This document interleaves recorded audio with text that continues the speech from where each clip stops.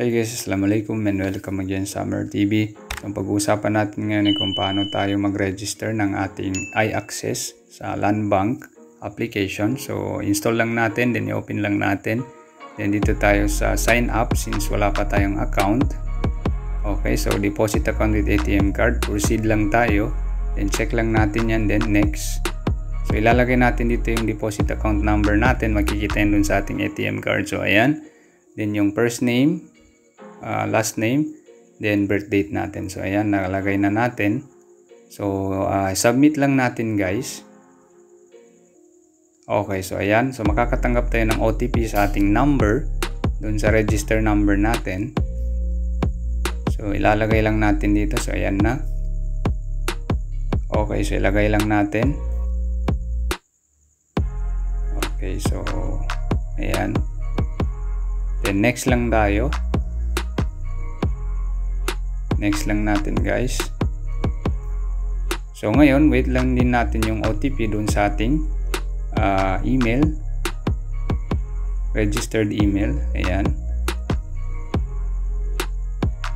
Okay. So wait lang natin. So punta tayo sa ating Yahoo Mail. So i-reload natin guys kasi minsan busy. Okay, so ayan, wait lang natin. Okay, so ayan na. Then kunin natin yung one-time PIN. Okay, so ilalagay natin dito.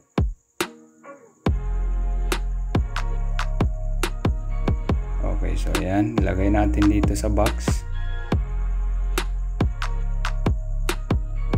Okay. Ayan. Then next lang natin guys.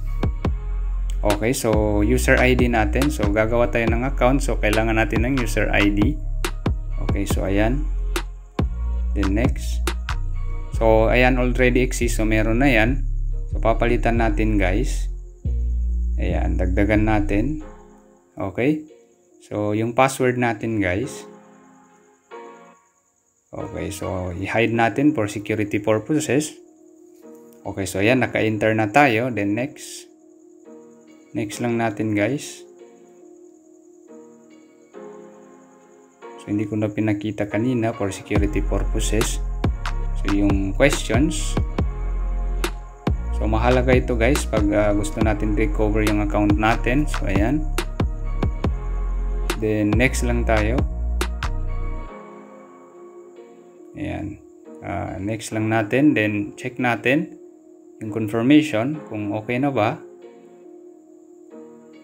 So confirm lang natin. Okay, transaction successful. So transaction reference number. So nandyan. Congratulations, you are now successfully registered to the Land Bank mobile banking application.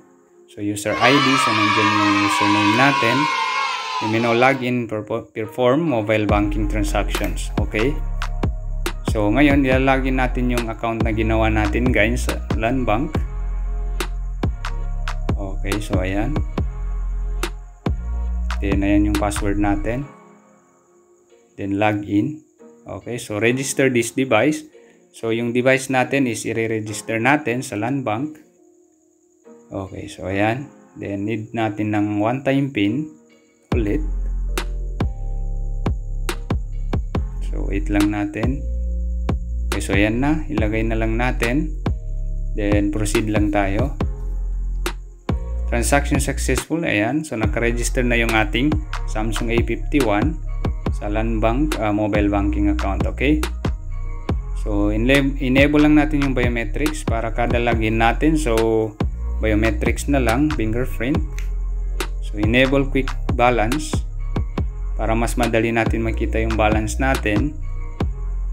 Okay, so turn on lang natin yung biometrics. Ayan. Then yung PIN natin guys. Ayan. Then proceed to accounts. Then maybe later. Okay, so ayan. As you can see, namomonitor na natin guys yung ating available balance sa ating Land Bank account.